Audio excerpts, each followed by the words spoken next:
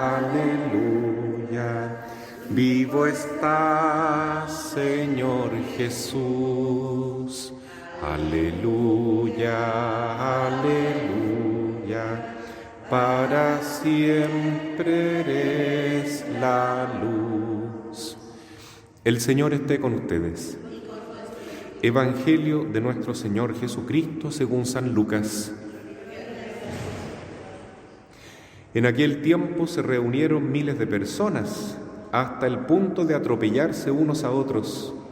Jesús comenzó a decir, dirigiéndose primero a sus discípulos: cuídense de la levadura de los fariseos, que es la hipocresía.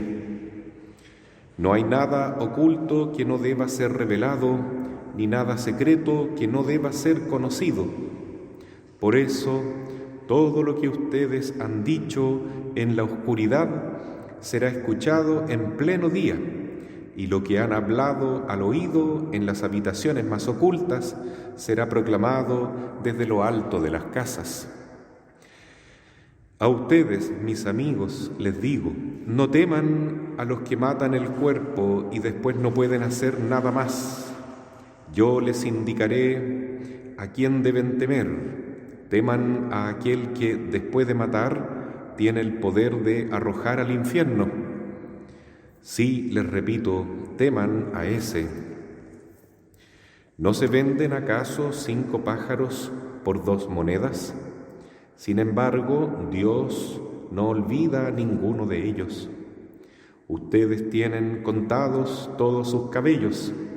No teman, porque valen más que muchos pájaros. Palabra del Señor.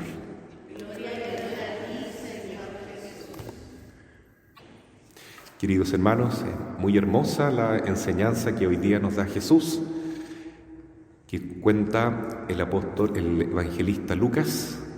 Se dirigía a una multitud de gente, muchas personas que se apretujaban ahí para estar con el Señor y para escucharlo. Y entonces Él le da un mensaje a todos, porque de todo hay en la viña del Señor. A cada uno le ponía un traje y cada uno tenía que ponerse el que le corresponde. Entonces, primeramente Jesús dice: cuídense de la levadura de los fariseos, que es la hipocresía.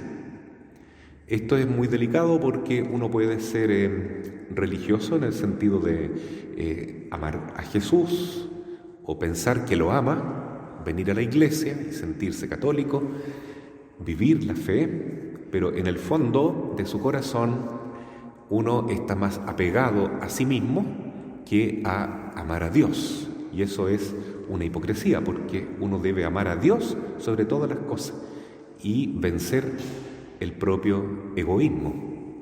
Entonces, los fariseos lamentablemente no alcanzaron a conocer la verdadera religión, que es amar a Dios sobre todas las cosas, porque ellos odiaban a Jesús, porque era un Dios hecho hombre, pero no como ellos querían que fuera.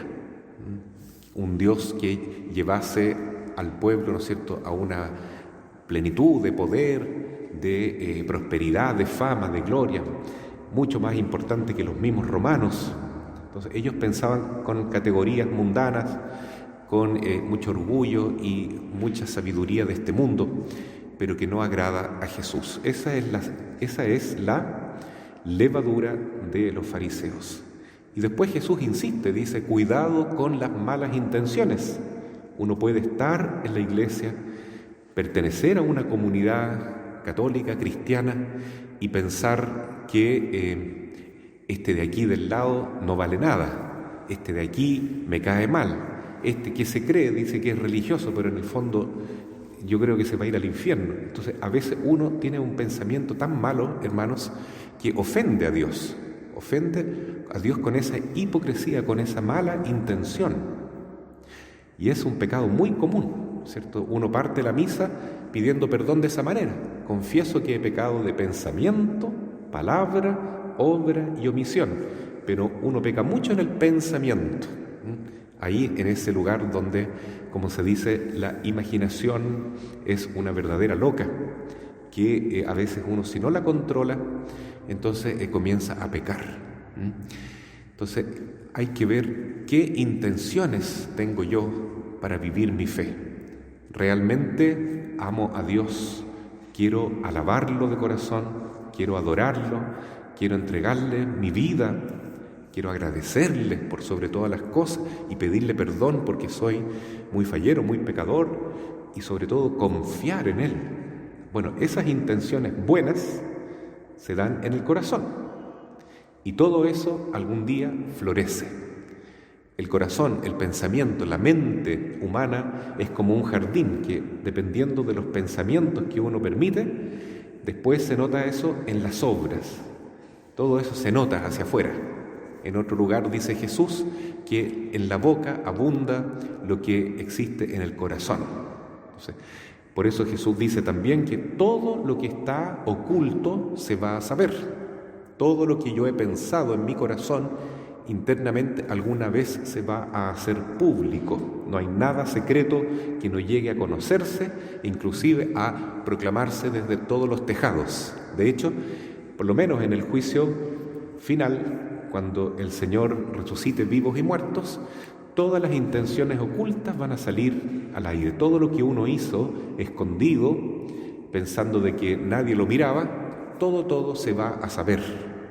Inclusive, insisto, todo lo que uno pensó, todo lo que uno experimentó, así todas las intenciones ocultas del corazón, todo eso el Señor lo conoce y algún día será público para todo el mundo, en el juicio final, y muchas veces aquí mismo en la tierra. Cosas que uno piensa que nadie va a saber, se saben. Entonces hay que ser sabio, ser prudente y cultivar en el corazón, en la intimidad, buenos pensamientos, buenos sentimientos, experiencia de humildad, de servicio, de tal modo que todo lo que yo haga, diga, piense, pueda no tener ningún problema en que alguien lo mire, alguien lo vea, ¿cierto? Eso se ha notado bastante en la vida del Padre Sergio, el fundador del oratorio, ¿no? Y hablo de esto porque tuvimos en estos días el encuentro internacional del oratorio mariano, los días 7, 8 y 9 recién pasados. Y fue una experiencia muy bonita porque se reunieron 300 personas de distintos países, de México, de Colombia, Estados Unidos, de Argentina, Brasil, Ecuador, Chile. Y entonces fue algo tan bonito, ¿no? Porque en cada momento había algo preparado, alguna oración, alguna presentación, alguna misa, inclusive hasta expresiones artísticas, de todo, muy bonito. Y con mucha alegría, con mucha motivación de vivir ese gran encuentro. Pero lo que más llamó la atención fue visitar la casa donde vivía el Padre Sergio, porque prácticamente nadie sabía que era una casa muy pobre, una casa de barro, una casa con un catre así muy humilde donde él dormía, que tenía una mesa que era del año 70 más o menos, donde los primeros jóvenes del oratorio jugaban ping-pong y ahí, bueno, él hacía sus trabajos, también almorzaba, comía.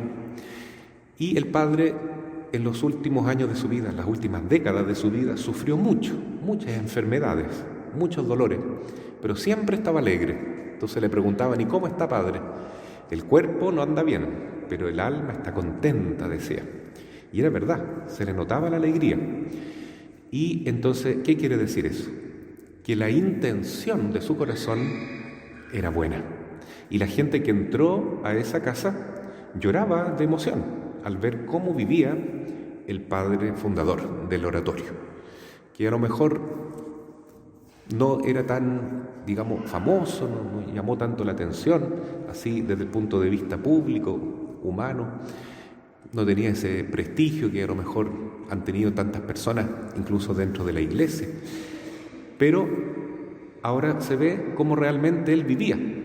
Él tenía su corazón totalmente puesto en las cosas de Dios y solo le interesaba servir, escuchar, apoyar a las personas que lo iban a visitar, dar buenos ejemplos, aconsejar bien, llevar a las personas al arrepentimiento, con su dirección espiritual, con sus charlas. Entonces el padre realmente fue eso, un padre espiritual. Y ahora se sabía, ¿no? Entonces la gente que fue a este encuentro dice que lo que más le gustó fue haber visitado la casa del padre Sergio y tener un contacto más cercano con él. Entonces eso es bonito, ¿no? Jesús dice hoy día también, no teman a los que matan al cuerpo, pero no pueden destruir el alma. Entonces el padre no tenía miedo de esas enfermedades que iban consumiendo su cuerpo, pero no le hacía nada a su alma, al contrario, lo iba santificando más y más porque él iba ofreciendo todo por sus hijos espirituales y uniéndose a la cruz del Señor y reparando también por sus propios pecados, porque es cierto que todos tenemos que pagar la penitencia por nuestros pecados, sea en este mundo o en el otro, en el purgatorio, solo que aquí es mucho más barato porque uno ofrece libremente sus dolores, sus penitencias, sus mortificaciones, sus sufrimientos junto a Jesús, y el ofrecerlo y unirse libremente es muy, muy poderoso y eficiente para hacer, ¿no es cierto?, y compensar esa penitencia que uno debe realizar por sus propios pecados y por los pecados de las personas que amamos, porque así dice la Virgen, se puede salvar,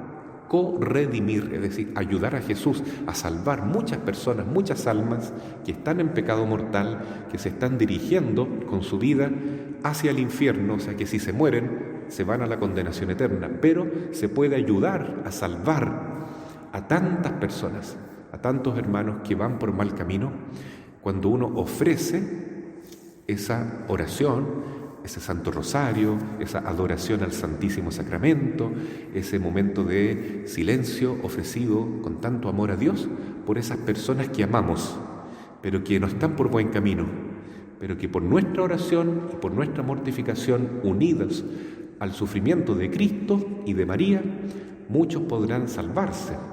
Eso dice la Virgen. Y entonces esa intención oculta, que es tan buena, que es tan amorosa, que es tan generosa, algún día se va a conocer, algún día se va a saber. Es un poco lo que le pasa a los profesores, ¿no? Yo he sabido de muchos profesores, a propósito de que estamos celebrando el día de ellos, ¿no?, que a veces sufren mucho porque les cuesta dar clases. A veces la sala es como una batalla campal con los alumnos, ¿cierto? Y hay que luchar mucho para lograr un poco de disciplina, para controlar el curso y entregar la materia.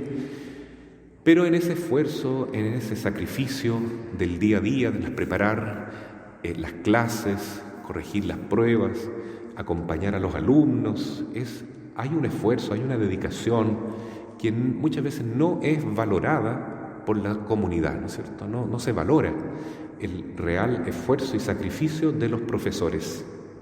No se valora económicamente porque los salarios son muy básicos, ¿no es cierto?, para un trabajo tan lindo, tan noble, tan importante como es formar el alma de los alumnos.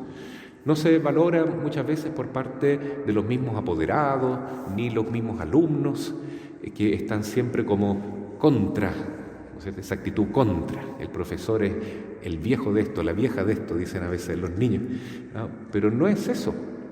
Porque muchas veces ocurre también que pasan los años y vienen los alumnos y le dicen, usted fue mi profesor de tal cosa, mi profesora de tal otra. Y a lo mejor ese profesor ni se acuerda.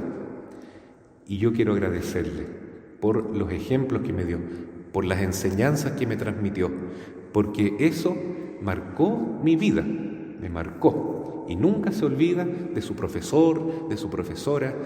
Aprovecho también de saludar a los catequistas, que también son como profesores que transmiten la fe a sus catequizandos, son sus discípulos, sus alumnos.